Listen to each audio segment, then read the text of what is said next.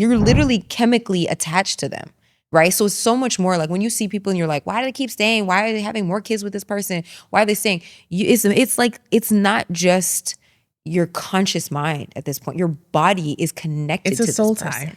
It's a soul tie, but literally they created, y'all grew an organ together inside of you. Like, you know what I mean? Like you're chemically connected to this person.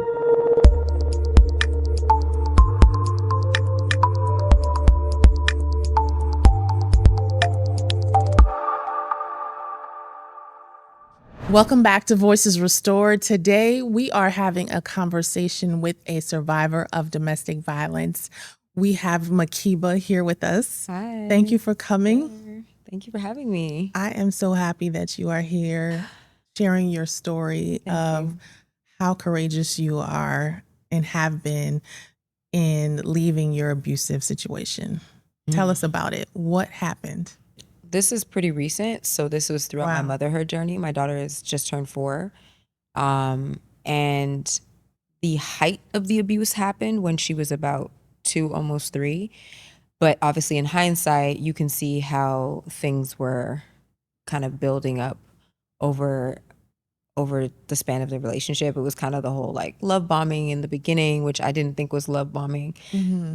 To make light of the situation, I saw this meme one time that said like, my toxic trait is that I can't identify love bombing because I think that's how I'm supposed to be treated. So you're like, he's doing this, he doing that, like, yeah, this And is it what felt I'm good. Yeah. Yes, because you're like, this is what I deserve, right? Right.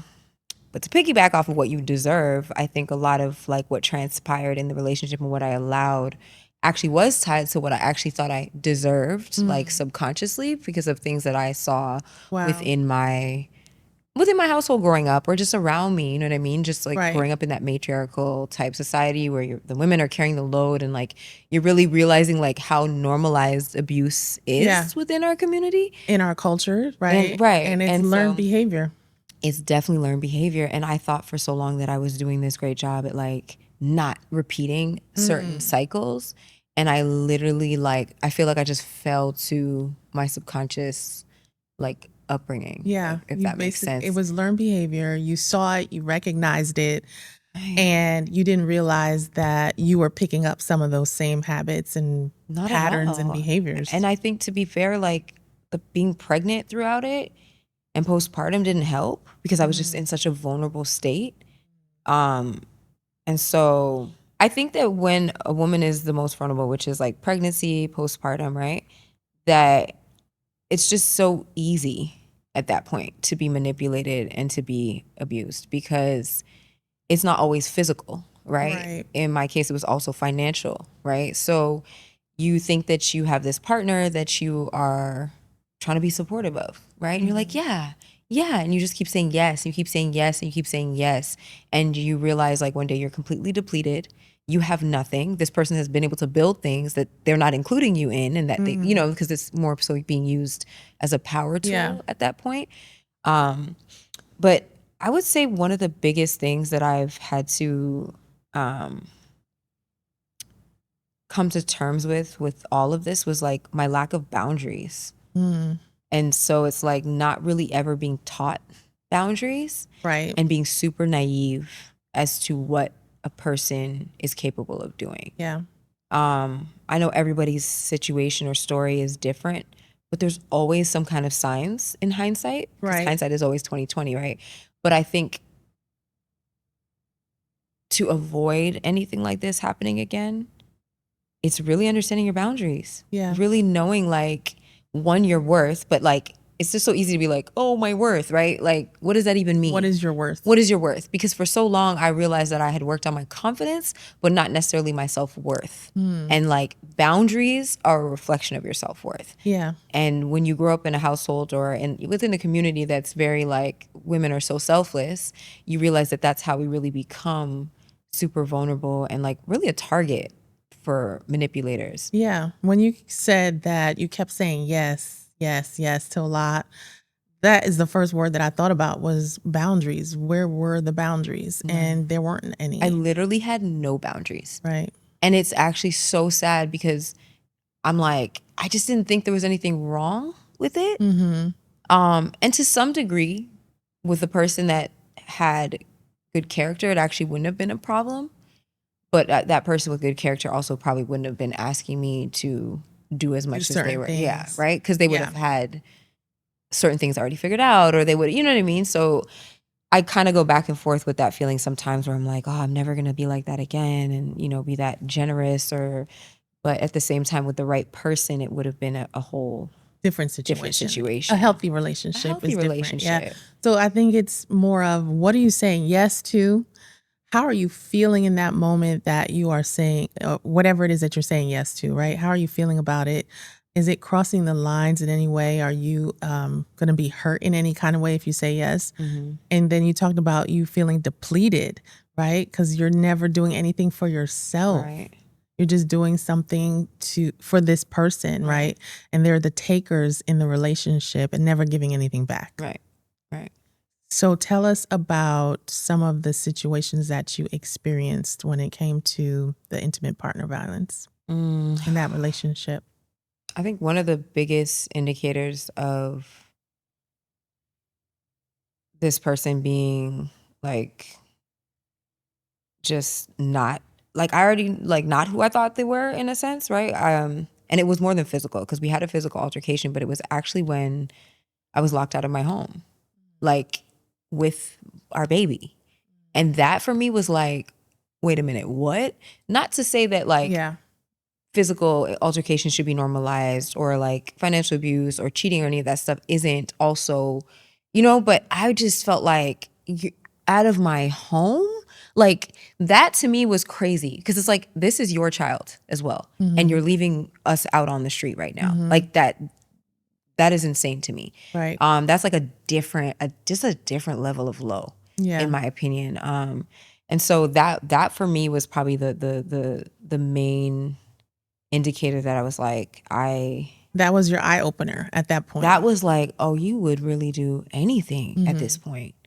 Like, so that was one of the eye openers. Cause the reason that happened was because I had already now decided like, I'm not doing this anymore. I'm separating myself from you. And that once they start losing that control and you finally have that aha moment, that's when they start going, I find that's when they start going more crazy because now they're like, oh yeah. And now you're like, Jesus, like this is what I was like, this is who you really were under there. So that kind of exposed like more layers. Like once I decided like, you know what, I'm not doing this anymore. Yeah. I know that this is wrong and I don't want to be a part of this. I don't want to be a part of you. And that control relinquished makes them go right. crazy. When they lose it, they lose it. They lose it. So let's go back a little bit, talk about some of the red flags or some of the things that you were saying yes to initially before it led to the physical altercation or the physical abuse. What are some things that happened? One was financial support and financial like investments, endeavors that were never working out. And I kept just being like, oh, it's okay. Just keep going, keep going, keep going, keep going. Like I said, supporting him. I'm glad supporting him, that holding him down Yeah. narrative that I will never teach my daughter. Like, you do not need to hold no man down. Please stop. Like, I do not support that at all anymore because I think, again, we end up depleted, right? There's no security for us if we're the ones holding them down. Like, how are we really being protected at that point, right? You were basically the provider for the family. Yeah, I felt like a pregnant ATM machine. Like it was, Wow. you know what I mean? Like it was just this like nonstop type of situation that I wanted to believe was gonna, come back to me and just like work out and You stuff. thought like you were investing in your man and it would pay off in the long we have run. a whole family together. We're doing, you know what I'm saying? Like it's gonna be fine. It's gonna be fine. And it definitely was not. That was one of the things that I really would never do again. Because people like we think about like the physical abuse and stuff like that and the verbal abuse, but the financial abuse is crazy to recover from. It is. Especially when now you're left with a child. Right. To manage by yourself and you've now like this person's put you in a deficit. Like you're starting over. You got to start all over. You're not just you're starting over from the negative now. From the negative. Because I think about when I was younger or single, you're starting over, you're starting from zero. You have you, and it's just you to care for. But when you're starting over in a deficit now, so you got to heal from the trauma, right? You've got to raise this child. You've got to rebuild your business. You've got to rebuild all of the everything that was lost. Right. How?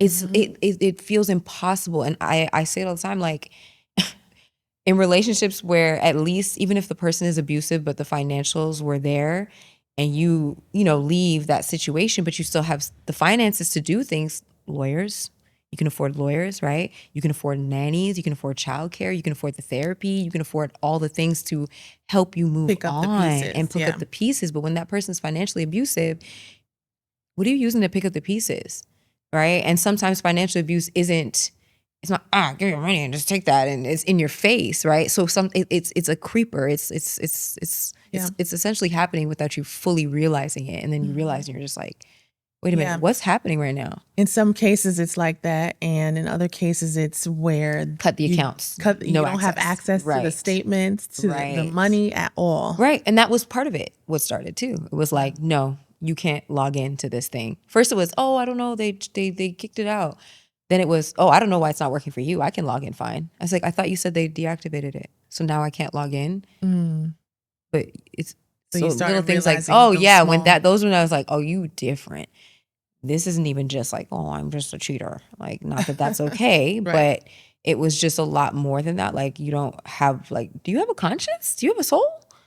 Like, so yeah, those were some of the indicators that for me, but I think when I think about the whole situation, or I think about just abuse as a whole, like, I feel like my passion is in prevention.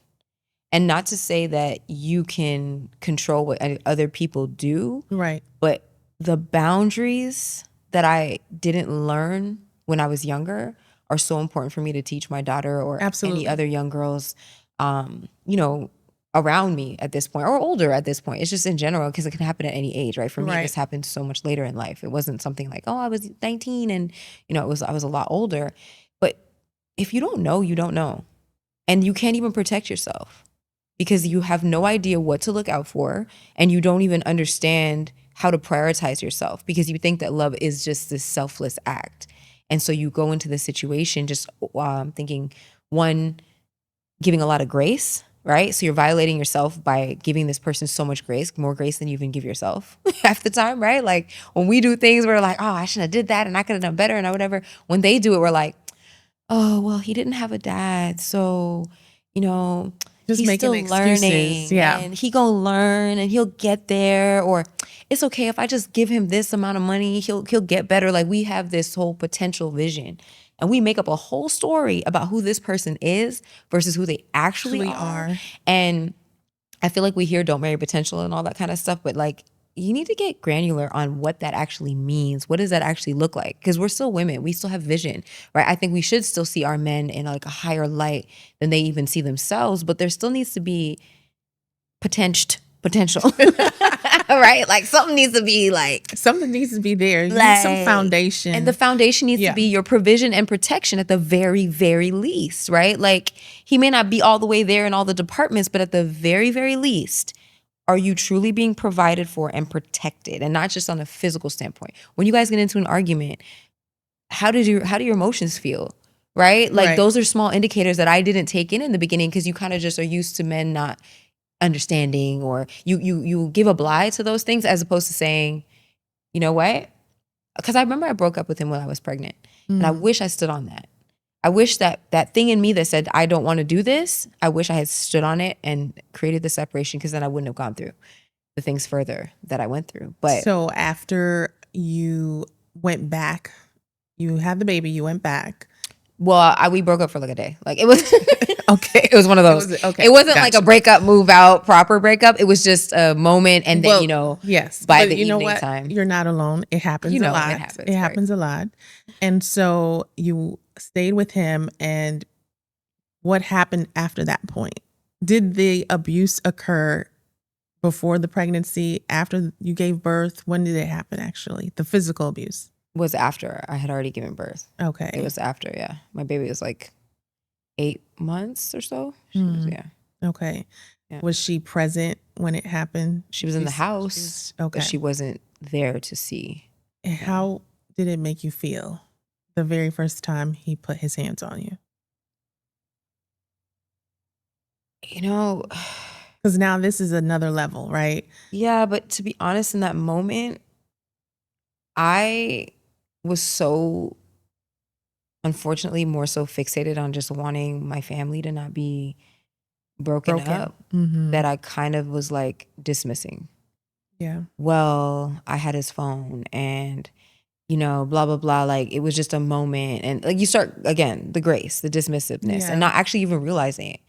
It wasn't until I remember I sent a picture and been like, you know, on my collarbone, there was like a rug burn type thing. And he was like, well, what do you want me to, you want me to have some kind of remorse about that? And I was like, well, what would you tell our daughter if she came to you and said, and it was like, this is what's on me and this is how it happened. And he was like, well, I would tell her, don't touch what's not hers. Wow. And I was like, a father, somebody put their hands on your daughter and that's what you would tell her? Don't touch what's not. At that point, I'm sure you realized. Yeah, I did, but I didn't. It was like I did and I was like, what the hell? Yeah. But you just are like, again, my child was like 8 months. So I was only 8 months postpartum at that point. And I was still like, what? You're still like confused about the whole situation. Right. And then it's just, the embarrassing thing is like after conversations like that, still trying to make the relationship work is beyond me. Yeah. But again, I did not understand truly my self-worth. I didn't understand the boundaries. And postpartum is a biatch, okay? It's a thing. No matter what, you want that person because you're literally chemically attached to them, right? So it's so much more like when you see people and you're like, why do they keep staying? Why are they having more kids with this person? Why are they staying? It's like, it's not just your conscious mind at this point. Your body is connected to this person. It's a soul tie. It's a soul tie, but literally they created, y'all grew an organ together inside of you. Like, you know what I mean? Like you're chemically connected to this person. So it takes a lot to actually even be able to get past that point even. Where you can have the brain fog come back. Because even when you're pregnant, your brain shrinks, right? So your brain does not come back to size until at least 2 years. I didn't know that. 2 years. And I didn't know that either, right? Wow. But I knew it felt like I wasn't making the right decisions per se, but I also couldn't, you know, and I remember around 2 is when I was like, I'm not doing this. Like, and it wasn't some big dramatic thing, right? It was a more of a subtle compared to the other stuff that happened that made me be like, you're not even a good person. You're not a good friend. You're not, I don't want anything to do with you. Yeah. Right. And then I found out about the whole brain thing and I was like, that makes sense why all of a sudden I could feel like this click. And I was like, I don't want to be around this anymore. So when you talk about boundaries and understanding your self-worth, you and your daughter were put out of the home. That made you realize this is not right. This is not the person that I want to be with. By any means, no, yeah. Because at that point it was just another level of like ruthlessness. Like you don't, So what did you do to pick up the pieces after that point? Girl, I'm still picking up the pieces. You still picking I am still picking up the pieces. And it's been what, 2 years? It's been 2 years, yeah. I'm still picking up the pieces. And to be honest with you, I hate that I still am sometimes. You got to give yourself some grace. I got to give myself grace. And that's why I say like the grace that we give other people is the grace that we have to give ourselves. And I'm still learning how to do that. But honestly, the women's shelter was very helpful to me. Just having that support system from them. You know, they've got like, again, they have therapy. They have, if you need clothes for your children, they got Thriftwise gift cards that you can go there. It's not directly like cash that they're giving you, but you can go there, get clothes for your kids, even be able to talk to the people, like, you know what I mean? Intake specialists and stuff like that, social workers. Just being able to be validated was a huge thing in that process, to understand like, okay, I'm not crazy. Because I think one of the biggest things about abuse, and especially like mental abuse, is that you literally feel insane. You just, your whole perception of reality is questioned. Right. And now that's why I say I'm still picking up the pieces, because it's just so much more than being like, okay, I left the relationship, I'm no contact, and I'm putting my life back together. But it literally does something to your brain. Yeah. And so that's why I say it's like, it's a process, and I'm trying to give myself grace. And it's like you're reprogramming yourself, your brain to think things through properly. The healing journey takes time, right? While mothering while trying to take care of another human being. While mothering your child. And survive, right? So you went to the shelter. And I think a lot of women need to understand that there's no shame And of seeking that getting help support, and yeah. the support. You have the to. resources are there. In those situations, you don't have a choice. I had to file a protective order by myself because I couldn't afford a lawyer or anything like that, right? So they don't even recommend that. They're like, don't file. Like everywhere is telling you, don't do it. Don't file by yourself. Don't file by yourself. But what else am I supposed to do? I'm literally, this person is not stopping, and everything they're doing, they think they're gonna get away with it because they're very like manipulative and subtle in certain things, right? And I'm like, I need this to stop. I'm going insane, right? Right. And that was the only way to get that person to stop. Right. But you don't have a choice but to find the resources at that point, in my opinion, because if you were in my situation where you literally like had nothing, your community, right, your friends trying to help you, whether it's staying with them, whether it's asking them to help you find resources and all that kind of stuff. Two of my best friends came with me to the courtroom, so they witnessed everything in that hearing and stuff. So yeah, it's a process. It was a process. It's a process. Now that you are out of that relationship, what have you learned about yourself? I would say the biggest thing was the no boundaries. Okay. Honestly, it was the no boundaries, because I beat up on myself for a long time thinking like, oh, I shouldn't have done this and I'm this and I'm that. And why did I, like they say, like you attract what you are kind of thing. And I'm like, so for a while I was feeling like, oh, am I just as terrible? Am I this? Am I that? And then I had to really be like, no, you're not.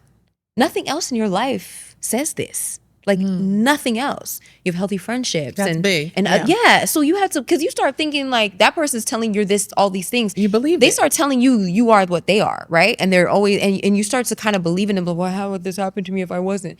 And then you were like, no, I just needed to learn boundaries. Right. That's it.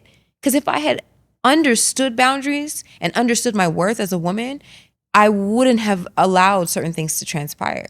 And so it's like that's been my biggest takeaway, is that the only way we can stop abuse from continuing is to understand the boundaries, because we can't necessarily control what other people do. And I pray that we will have a society of men that operate differently. But abuse is so normalized in our society, it's to the point where the victim feels more shame talking about it than the abuser being called out for being abusive. That is the truth. They can walk around and be like, oh, she bitter. And everybody go, yeah, that's right. Or, well, then why did you stay? Right? Like, it's not, the focus will never be on the actions of the person that did the other person wrong. It's just how shameful essentially it is that you even allowed yourself to go through that. Yeah. Right. And and having more of these conversations, I feel like will change that stigma and that perspective. I hope so. Yeah. Because women, just victims, it could be a man or woman, right? Because it happens to both genders. But they need to really understand their worth and their confidence, and really understand that the lies that they are being told are nothing but just lies. Yeah. Just to keep you boggled down and to keep you from moving forward and progressing in life. Right. Yeah. So if you have the ears of some victims or survivors right now, what would you tell them?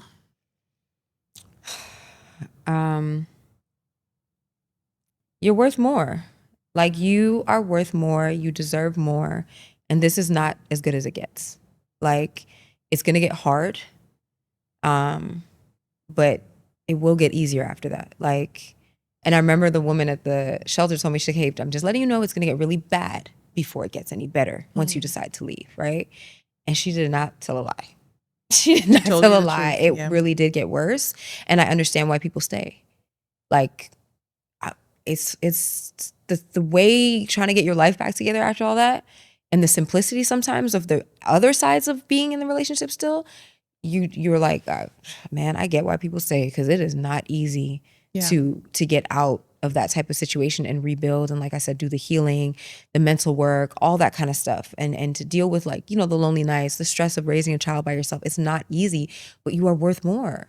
Right. You're worth more. And as much as it's going to be hard, like, anything worth it comes with some kind of challenge, right? And your child is watching if you have children, right?